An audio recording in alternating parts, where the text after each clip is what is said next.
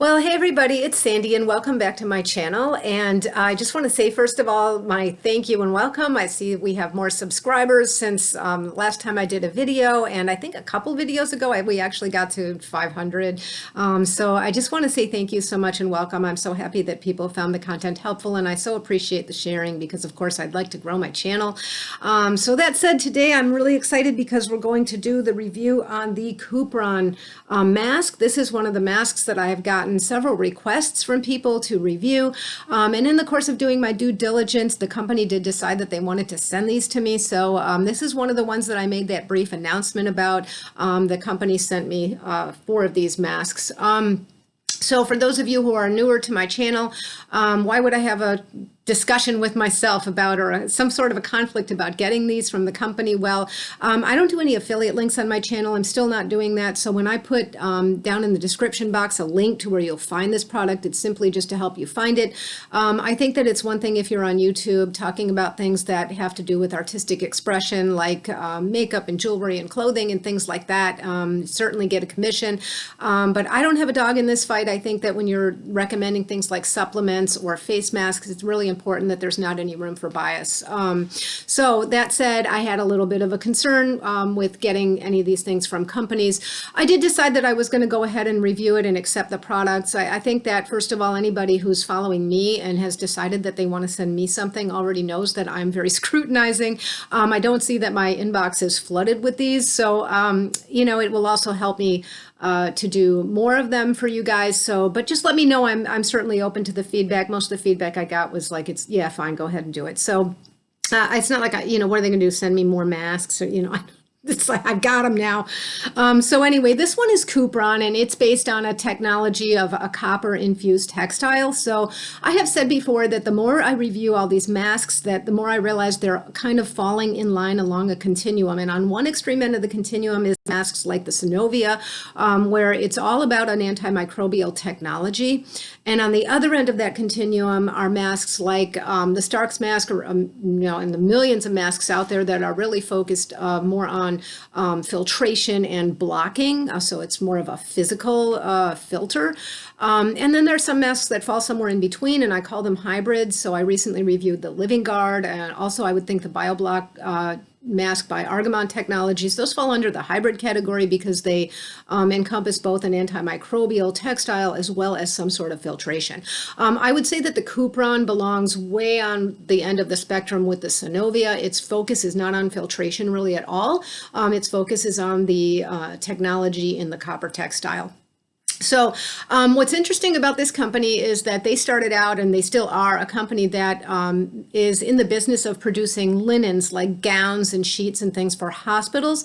And the goal was, when the company was founded, to take things like hospital linens and change them so that they were no longer vectors of infection, but rather preventers of infection. And that focuses mostly on things like MRSA, methicillin-resistant Staph aureus, and C. diff, which is a really bad hospital-acquired infection. I recently saw a funny little thing on Facebook that went around in one of the nursing forums, where it was a nurse with a really perplexed face, and she's saying, anybody remember when C. diff was bad? So now, in the midst of COVID pandemic, who can blame them? Cupron decided that maybe as long as they have this textile, they'll go ahead and make some face masks. And yeah, so like everybody else, right? I'm going to actually put it on for you and talk about the fit and the feel and stuff last, but I'm going to talk a little bit more about the technology. And just as an aside, I think at some point in the future, I'm going to do a video maybe about copper at all, just because I recently saw kind of a disturbing article in the New York Times indicting the overuse of all these coppers. And I personally, just spoiler alert, I feel like that article was very overbroad, but I have some outstanding questions. I emailed the microbiologist that was being interviewed for that article. And I think that largely the not recommending things like copper, at least from that person's perspective, it sounds to me has more to do like that there's a lot of unsubstantiated claims and a lot of substandard products out there that say copper on them. I would agree with that. That doesn't mean I'm going to throw the baby out with the bathwater and not use the good ones. But anyway, so As far as the copper technology used in Cupron, so first of all, it's excellent. Okay, there are very few of these copper compounds that are EPA registered and FDA approved. So that's why you see copper all over the place in textiles, but it doesn't necessarily mean it's antimicrobial. You might remember that I did a copper compression mask review not too long ago, and I really didn't recommend it. It really boils down to testing. There was no testing. They just said copper. I don't know how much copper is in there. I don't know what kind of copper is in there. So it's important in order to evaluate it that you have something that's EPA registered, FDA approved. So this having been used in hospitals and produced for hospitals all this time ticks that box. So the FDA approval allows them to have some claims about the antimicrobial nature of the product. The EPA registration has more to do with public safety and public health and the environmental safety. But both those things together allow them to make claims about the product that other manufacturers using other kinds of coppers can't necessarily make. Now, there is something called the Copper Stewardship website. It's part of the EPA. It's a web page, copperstewardship.com. They have an entire page devoted to COVID. Of course, it states that due to the limited study that further testing on any of these copper compounds would be required in order to make any definitive statements and claims about the effectiveness against COVID-19. That's true, was true with the Synovia mask. Up until recently when they were actually able to study it with COVID. So we're always extrapolating some. That's okay with me, but it's important that you just know that. I'm going to link that website down below in the description box as well. So what kind of studies are there done on these? Well, there are plenty of peer-reviewed studies in medical journals that, again, focus more on the hospital-acquired infections like MRSA and C. diff, a reduction in those anywhere from 40% to 60% over a period of time. So they looked at them at various timelines. Again, the mask is not about the filtration. The mask is more about the antimicrobial effect. So I read that in terms of its timing, like how long before microbes are eliminated on its surface, and depending on who you read, it's a really large window. Okay, so 30 minutes to 6 hours. Cupron tells me with theirs 2 to 4 hours. Again, that's on the microbes that they studied. So 2 to 4 hours, and that's actually not too surprising to me, and nor is I think that's going to sound distasteful to people, but I've said in other reviews, I think in the Living Guard review that I did, that these things do start working on contact. That's not an inconsistent statement with works on contact, but just because it starts working on contact doesn't mean that a viral load or a bacterial load is completely eliminated. So it takes some time for the technology to work, and it just underscores a point I've made before, which is that there's no substitute for good hygiene, and any mask, even these antimicrobial high-tech textiles, have to be treated at least for some period of time like biohazards. So if I were to wear this, put it down, leave it overnight on my dresser, get up in the morning to put it on, I don't think I'd worry too much about it. But if I'm going to take this off to eat lunch for like a half an hour, I'm going to pay some attention to how I put that back on. And I've talked about that in other videos, so I'm not going to be redundant, but I would refer you back to some of the other videos that I've done on that. Let me know if you have questions and just put them in the comment box. So in terms of, let's see, in terms of what's available, these are available actually on Amazon, but I'm not going to link the Amazon link. What I'm going to do is link the Cupron's website, which has a link that you click to get into the Amazon one, just because I want to make sure that I'm not leading anybody inadvertently to the wrong link or to something that's not legit. So I would start from Cupron's website and then let that take me to the Amazon link. So they have two different kinds. They have one called a knit, which is what I got. It's kind of got the pleats. It's sort of a looser, it feels like a very thick fabric. It's a 3-layer mask, but it's got kind of a loose fit. They also have something called the knit. So I haven't seen that one other than on the web page, but that one has more of a fitted structure. It also has head straps instead of ear loops, and it's got a nose piece, and it looks like it's just a tighter fit, more fitted all the way around. It's also a little more expensive. So these sell in pairs, and the woven one is $34.99 for 2 of them, whereas the knit, which I got, retails for $23.99 for 2 of them. They're slightly different in their makeup, but not all that much. So they're both made out of half or almost half of something called Cupron polyester, and that is the textile is impregnated with the copper. It's part of the textile. It's not something that's going to leach off. The woven, which is again the one that I don't have, that's more structured, that is 45% Cupron polyester and 55% cotton, whereas the knit is 50% Cupron polyester, and the rest is 25 cotton, 25 poly. The mask is 3 layers. This one is one size fits all, whereas the one that's more structured comes in a large and an extra large. I can't give you a sense of the shipping because, like I said, I didn't order this through the website. I didn't get that far in my due diligence process, but from the time they told me they were sending it, it did come pretty quickly. So it looks like to me that it can take a beating. Now, I've washed this one once, but the instructions are not like what I've seen in some of these high-tech textile masks and other masks that I reviewed. This says go ahead and wash it in hot water. It can be washed through industrial washes. I guess because these textiles were made to be used in hospitals, it can take a real beating. Use detergent. The only thing it says not to use is bleach, and I think it might have said no fabric softeners. Don't quote me on that. You don't need it anyway. And it does say to wash each time, which I like that it said that, and I personally like that it's designed to do that. I know that some of the others like BioBlock, Synovia, Living Guard, they say not to, and that's fine too. The more testing that there is done, the more comfortable I'm going to feel with that. See, so as long as we don't have a whole lot of testing specifically with something like COVID, I like the idea of just washing it all the time. I like that they said that. It does feel thick. So for those of you who complain about, something that's hot, people who don't like that, this might not be your cup of tea. It has a really nice, I'm going to see if I can show you a close-up of that.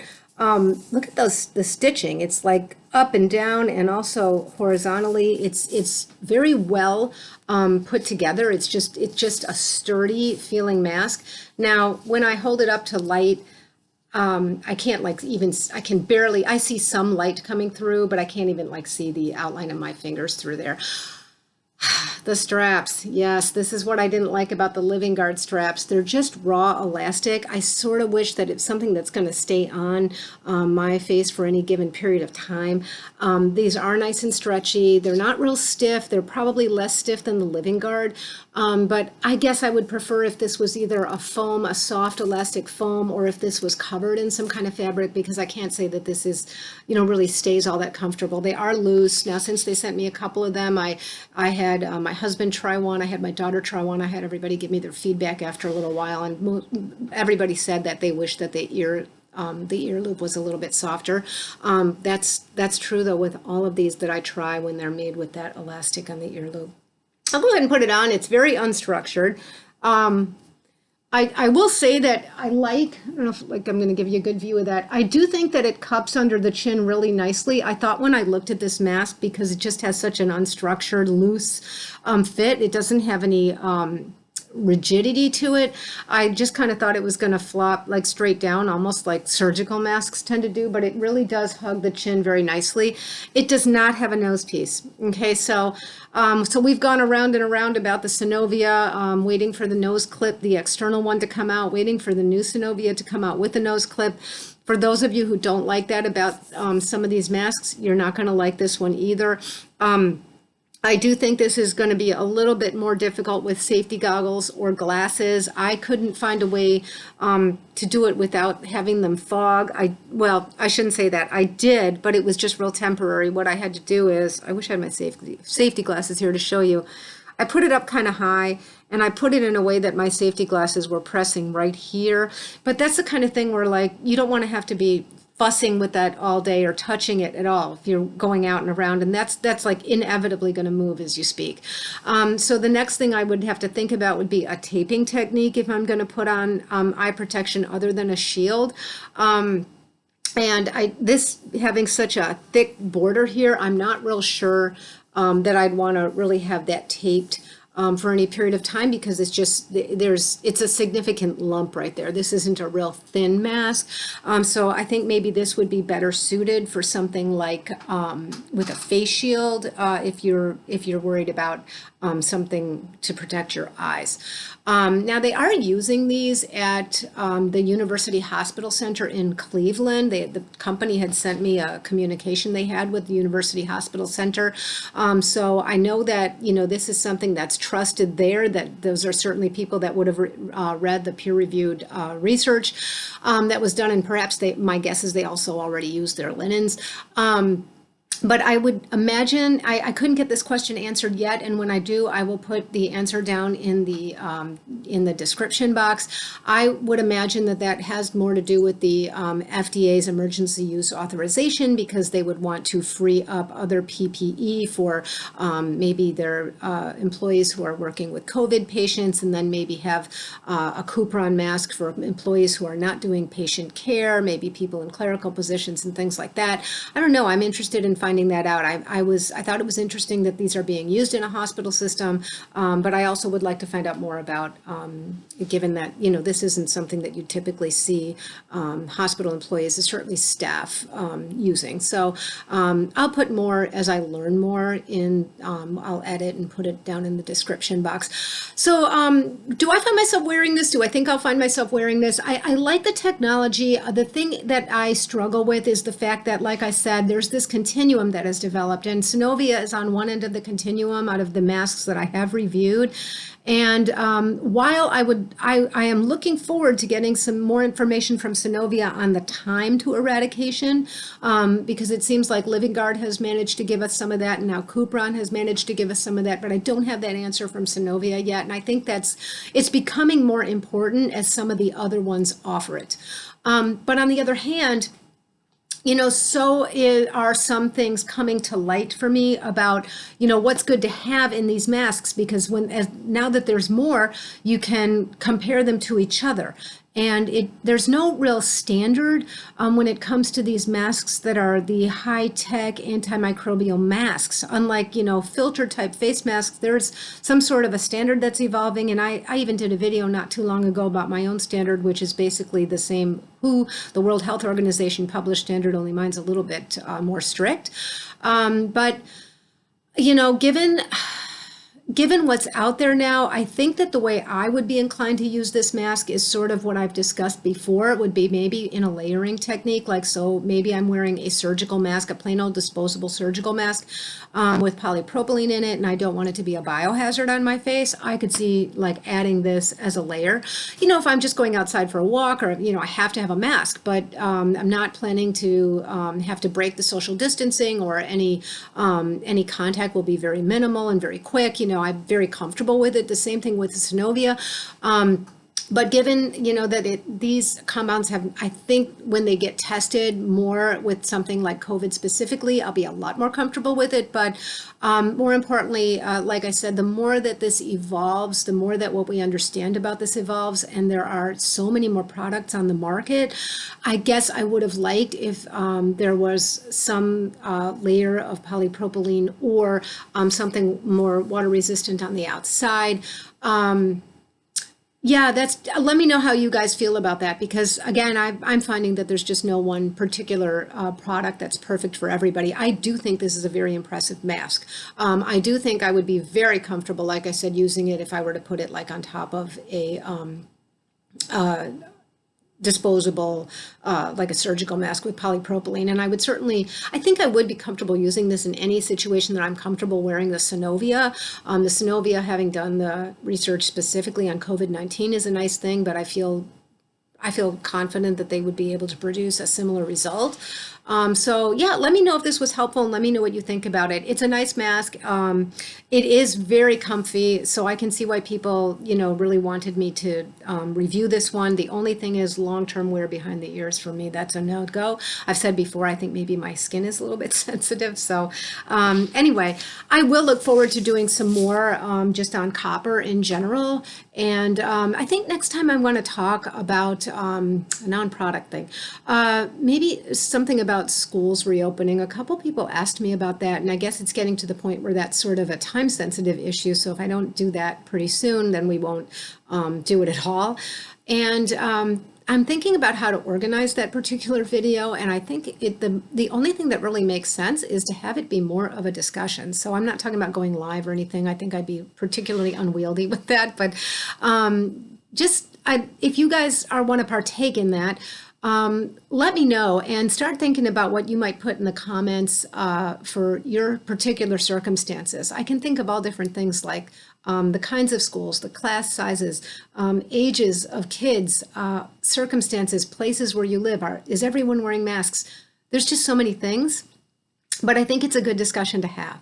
So yeah, let me know if that helps. And again, thank you so much and welcome. I'm so pleased that people are finding the content helpful. I'm really liking doing it, and I'm happy that the channel is growing like it is, and I really can't thank you enough for that. So until next time, be well. Bye-bye.